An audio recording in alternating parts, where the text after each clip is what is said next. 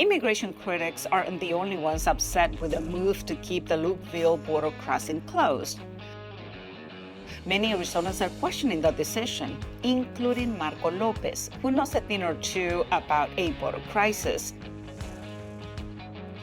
He dealt with it as a border town mayor and top state official, but also as chief of staff at the U.S. Customs and Border Protection Agency. I talked with him about that and what to do about the border. I saw pictures in your paper through your website, AZ Central, yesterday of people walking down the middle of the street in Lukeville, headed to Y, Arizona. There's nothing there. Nobody's processed them. Nobody understands if those people are seeking work. They're really asylum seekers. I mean, it's a problem. You can't have random people walking down the street because they circumvented a border patrol station or a port of entry and are randomly in Arizona. That is a problem, and people should be concerned. You were chief of staff of the U.S. Customs and Border Protection.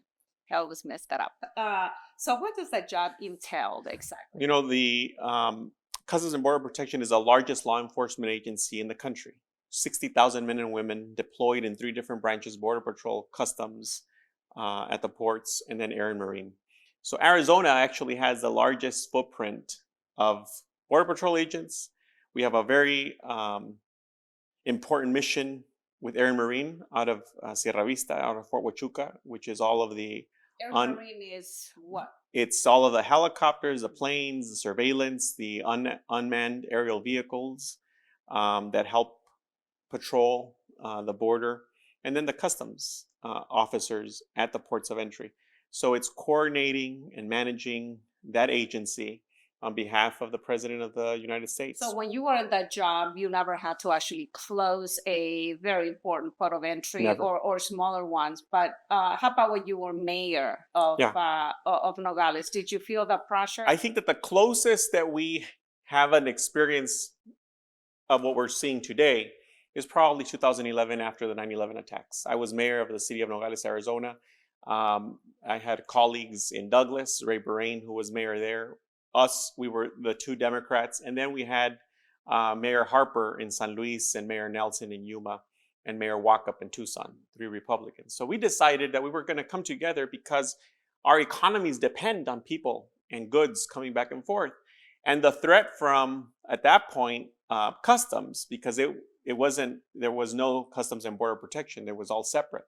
The threat was, or the risk was, that they were going to dramatically reduce staffing at the ports to the point of closing them down to 1 lane.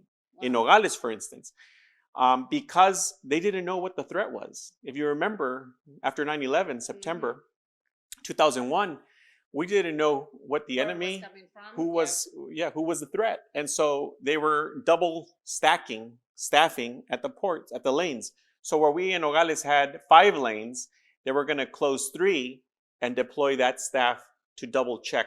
So we got together, worked with Governor Hall at that time and said... A Republican. A Republican governor said, please help by deploying the National Guard so they can provide that second set of hands and provide port security so that the officers could continue to do their work at the lanes. And this is what's happening now in Lukeville. But what's the most frustrating piece of all of this, Elvia, is that this is not new. This issue is not new. Not new to any politician. It shouldn't be new to any leader that lives along or works along the border, any produce company that works, any manufacturing executive that depends on that trade. It's not new. It shouldn't be a surprise. So we should be working on this 24/7, 365 days a year, not just when it's in the news. And unfortunately, I think that it's on everyone's radar when it boils over and it becomes a crisis. Realistically, what can be done? You mentioned the National Guard that you did. To augment? Yes, but one of the things that I have heard is the National Guard really can't do anything because you're not going to do any of the functions of the Border Patrol and Customs that they do anyway. What good would that actually do? You don't want them providing security to the port. someone else can do that so that they can continue to do their operation. That's the problem. So yes, the politicians will tell you that it's someone else's fault and that they can't do it. No, they can do it. There's ways and there's activities that the National Guard or that the local police or the local sheriffs could be augmented to help do. There's an arrangement to be held so that that occurs, because this is just a problem for DC as it is for Arizonans. We feel it on the ground in businesses and the local communities. What we see now is a result, I think, of being caught in a situation that what do they do? Where do they find people? So I think National Guard is one source, local police is another source, state police might be another source, the sheriff's agencies. Sadly, you're not talking about thousands of people that you have available, but you have a couple hundred. You have hundreds that can help you solve some of this issue, not all of it.